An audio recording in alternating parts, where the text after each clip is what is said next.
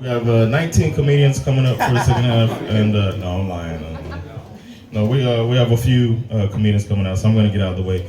I want you guys to start clapping for the next comedian coming to the stage. Start showing some love, some Laugh House love for the next comedian, first comedian of the second half. Give it up for me, like Paul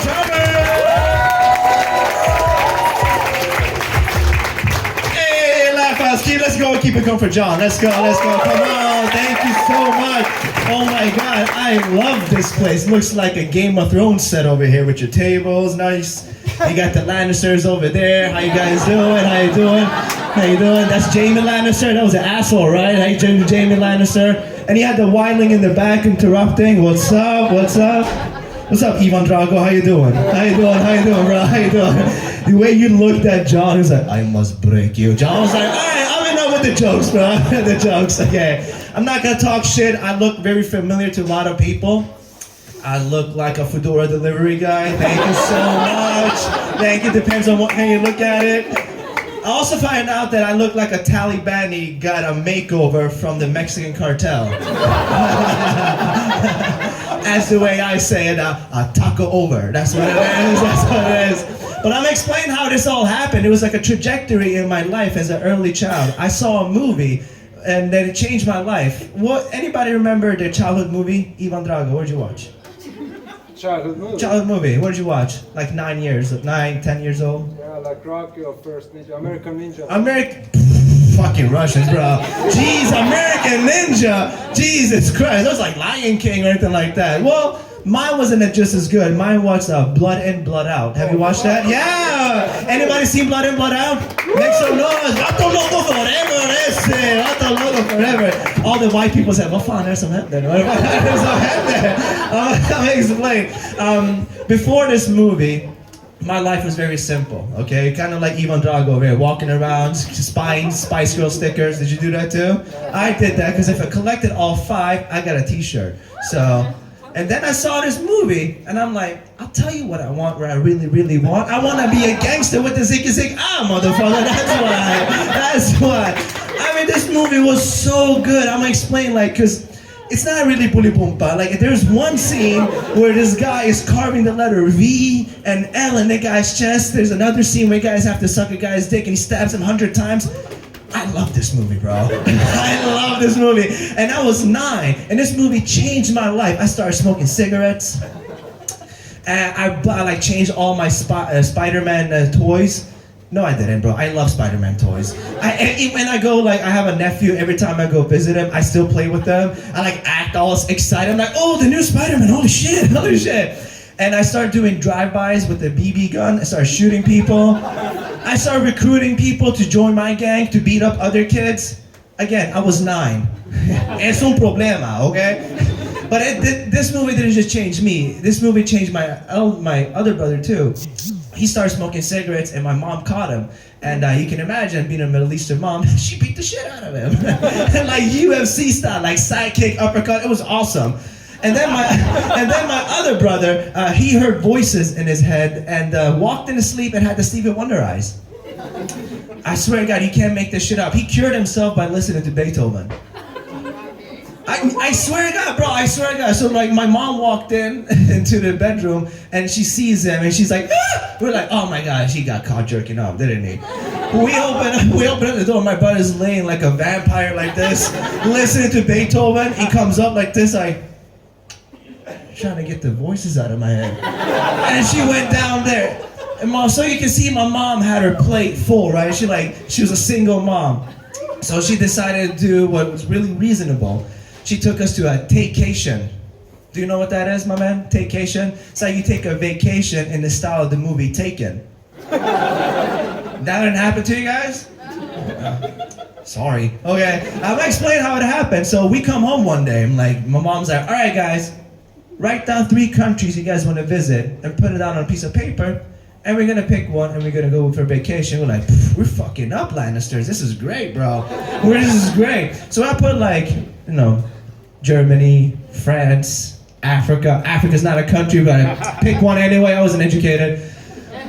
So my mom puts her hand in a bucket and she's like, Tehran, Iran. Did you put that, bro? It sound like a vacation. And she's like, all right, just tell all your friends that you go on a Paris, France. I'm like, now it's definitely not a vacation. Why do I need an alibi for this? What's going on? What's happening, bro? What's happening? So I dressed up like the thug that I was with the Tupac shirt on, head bandana, and I come in to Iran, right? They must have liked Biggie because as soon as I saw my Tupac shirt, they ripped that shit, bro, and they started beating me.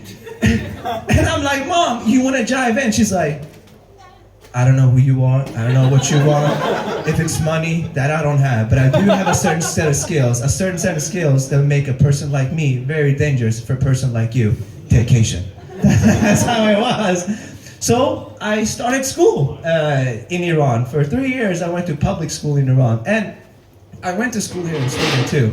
And if you compare the school system in Iran versus Sweden, it's like Hogwarts versus the military. Like in Hogwarts, there's like a castle. My school here in Sweden was a big ass castle. And you walked in, there was like these big ass pictures in the hallway of white men named Gustav. And here, and like, what's the one thing everybody has in common in Hogwarts? It's that magic wand, right? Yes, this is the participation. It's a magic wand, right? Yes. Clap your hand if you have a butter knife from class late. That's right. So when I went to school in Iran, like there was like Samling. Like you gotta remember, I came from Luleå. I learned about Troja, Frey, and all those like Asgard people. Now I moved to a country where if you draw a dude, you might get killed type of vibe. So it was night and day. So I come into Samling and everybody's standing there like the unsullied soldiers from Game of Thrones, just like, Sheila, hey. And then the dictator shows up, the professor, he shows up, and he goes upstairs and he says, Az Jolo Nezam, and all the kids go, Khabardar, boom, I'm like, hey. Kind of a little Hitler vibe here, what's going on, bro, what's going on? So then they say a prayer. I'm like, all right, this is cool. I can get used to this. I'm like, peace be with you, peace be with you. And then they say the national anthem. I was like, nice song. It had a dip to it. You know what a dip in a song? You think the song ends, but then it comes back again.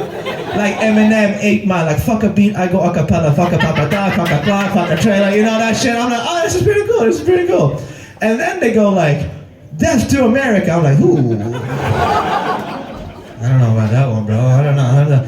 Death to the infidel. I'm like, sheesh. Maybe.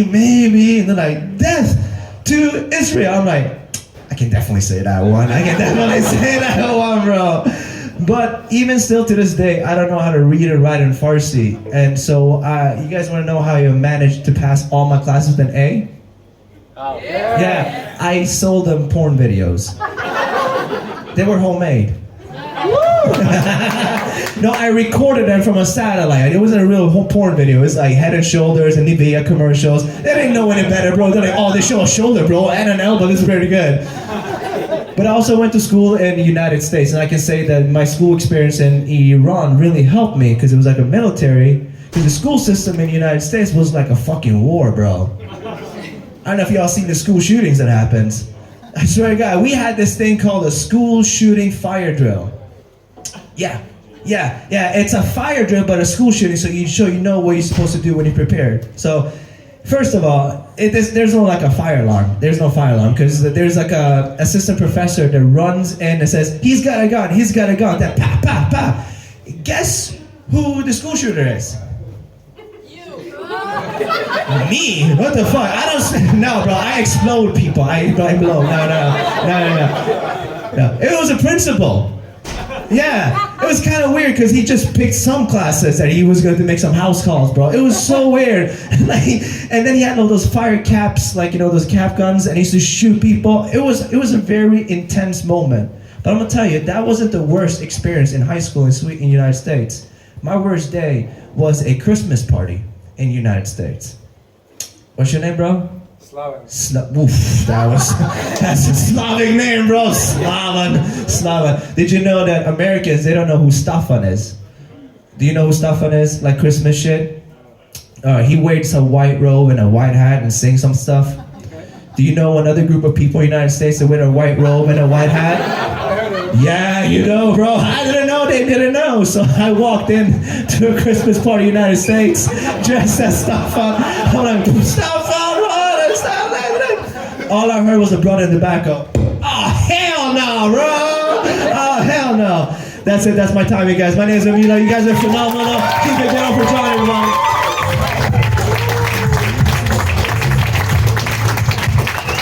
Vamos lá, Pachame!